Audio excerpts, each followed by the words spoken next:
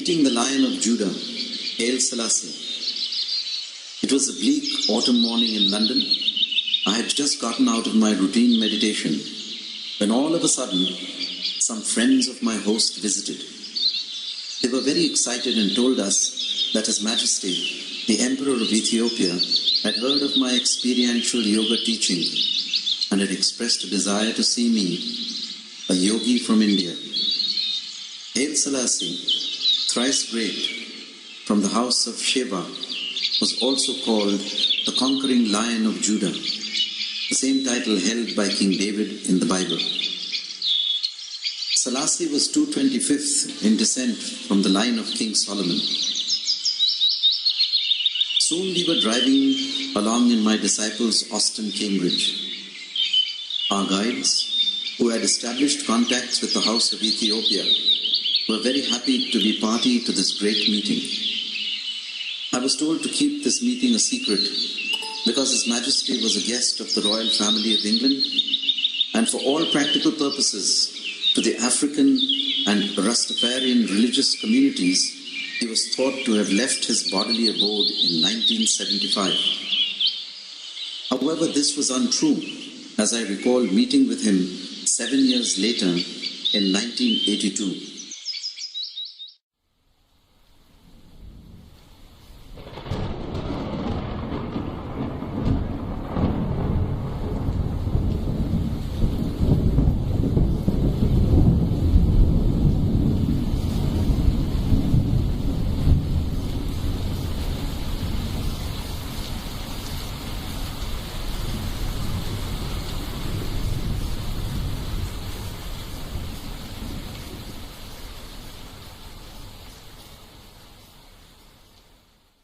Our guest today on Meet the Press is His Imperial Majesty Haile Selassie I, Emperor of Ethiopia. The Emperor is a direct descendant of King Solomon and the Queen of Sheba, and he rules over the oldest Christian nation in the world.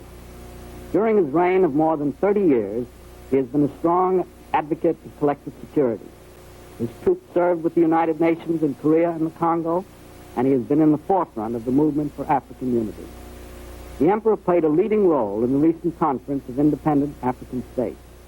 The Emperor will speak in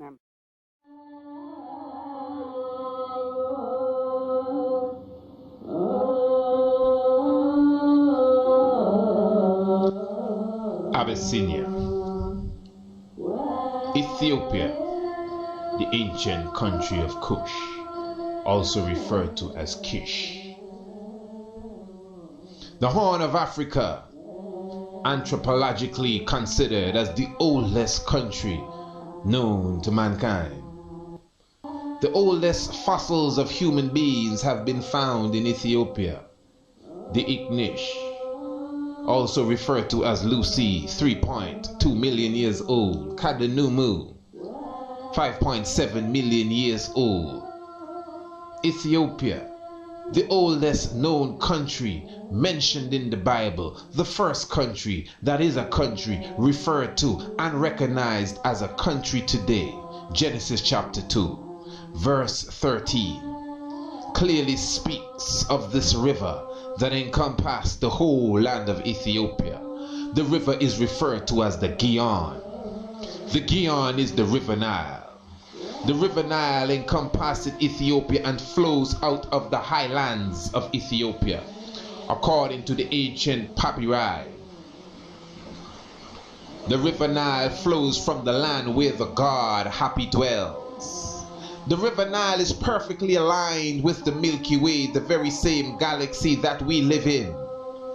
The very banks of the river Nile in Ethiopia is the very same area where civilization in general began. Science and mathematics had its birth on the banks of the river Nile. Even the concept of a god and the concept of worship in general began on the river Nile.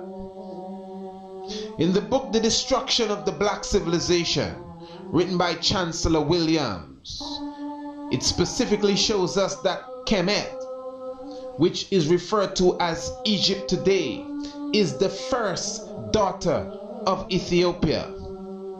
In the book of Kings in the Bible, chapter 10, 1 Kings specifically, it speaks of the visit to King Solomon by the Queen of Ethiopia, the Queen of the South, the Queen of Abyssinia, Queen Makeda, referred to as the Queen of Sheba.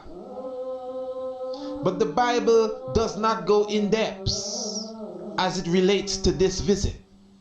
But there is an ancient manuscript by the name of the Kebra Negas. And the Kebra Negas, specifically, when translated into English, means the glory of the kings, the glory of the Ethiopian kings specifically. The Kebra Negas goes into the visit of Queen Makeda to King Solomon and shows that they brought forward a son, Menelik I, the product of their union. But the Kebra Negas also goes into the Spirit of God. It speaks of the pearl. The pearl is said to be the presence of God with man.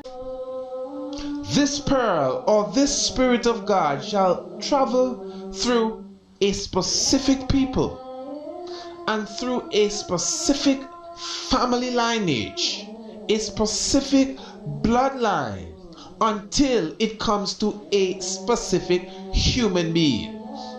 This spirit or this pearl was said to have passed through Abraham and passed through Isaac and passed through Jacob. This spirit and this pearl is said to have passed through David and have passed through Solomon and has gone even into Menelik I.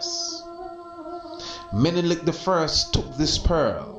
Menelik I took the Solomonic lineage and the Davidic throne and returned to Ethiopia, where he became the king of Ethiopia. But through the grace and blessing of God, Menelik I also took with him the artifact known as the Ark of the Covenant. The Ark of the Covenant, according to the Bible, represents the presence of God. God dwelled in the Ark of the Covenant. When the high priest went and spoke to God, it literally means that he approached the Ark of the Covenant. The Ark of the Covenant was placed in the holies of holies, the holiest of all rooms. This was the dwelling place of the Ark of the Covenant. The Ark of the Covenant would not have gone to Ethiopia with Menelik I unless it was the will of God. The Kebra Negas says that Menelik I returned to Ethiopia with the firstborn of all the noble from the house of Solomon. And he also returned with the Ark of the Covenant, again with the Solomonic throne and the David monarchy. The ancient Spirit of God, according to the Kebra Negas, the pearl, this spirit that shall reach to the Messiah, also reach